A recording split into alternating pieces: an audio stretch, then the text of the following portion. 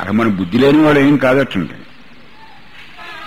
మనం ఏదైతే కాదో మనం ఏదైతే కాదో దాన్ని బాగా ఎరుకులో పెట్టుకుంటున్నాడు, దాన్ని బాగా జ్ఞాపకం పెట్టుకుంటున్నాడు.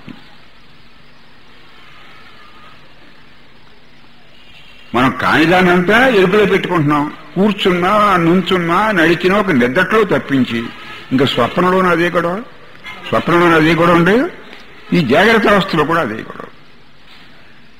మనం కోపం కాకపోతే కోపాన్ని మొన్న నాకు అక్కడ మలికిపురంలో కోపం వచ్చిందండి.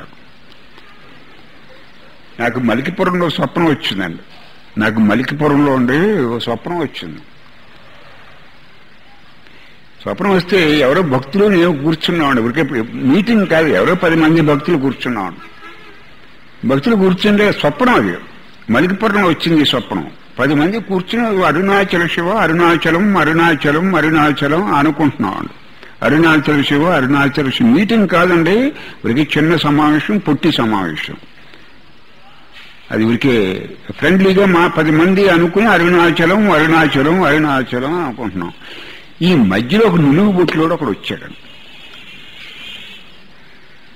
అంటే విష్ణు ఒక్కడే దేవుడు, ఇంకెవడో దేవుడు కాదు. మిగతా దేవుణ్ణి పట్టుకున్న విష్ణు మీకు కోరిక నెరవేరుస్తాడు. విష్ణు ఏమో కలెక్టరు, శివుడు ఏమో తహసీల్దారు, ఇలా చెప్పేది ఒకడు వచ్చాడు. నునుగు బెట్లు పెట్టుకొచ్చాడు అన్నాడు. వాడు చూసి నాకేం కోపం రాలేదండి, కూర్చోడని చెప్పానండి. వాడిని చూసి నాకు కోపం. వాడు వచ్చి ఏమన్నాడని వచ్చి, మీరు అరుణాచల శివ అంటే మీకు మోక్షం రాదు, విష్ణువుని తెలుసుకుంటేనే మీకు మోక్షం వస్తుందని చెబుతున్నాడు. అప్పుడు నా కోపం పెద్ద కోపం వచ్చేసినాడు.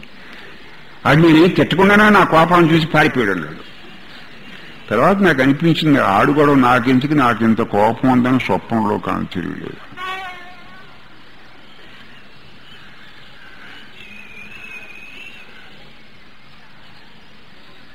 ఆడు పోనీ శివుణ్ణి అంగీకరించడం కూడా మనకెందుకు అంత కోపం, కానీ చాలా కోపం వచ్చింది. అప్పుడు నాకు అనిపించింది, మన కోపం ఎంత ఉందని తెలియటం కోసం ఈశ్వరుడు చేసిన ఇది పన్నాగమేమో అని అనిపించింది. నువ్వు వివేకాన్ని పెంచుకోవడం మానేసి అవివేకాన్ని పెంచుకుంటున్నావు, జ్ఞానాన్ని పెంచుకోవడం మానేసి అజ్ఞానాన్ని పెంచుకుంటున్నావు. ఏదైతే అవునో దాన్ని పూర్తిగా మర్చిపోయావు, దాని తాలూకు ఇరుకే లేదు. నువ్వు కాని దాన్ని అంత జ్ఞాపకం పెట్టుకుంటున్నావు, అందులో ఏమి లోటు ఏమి లేదంటున్నారు భగవాన్.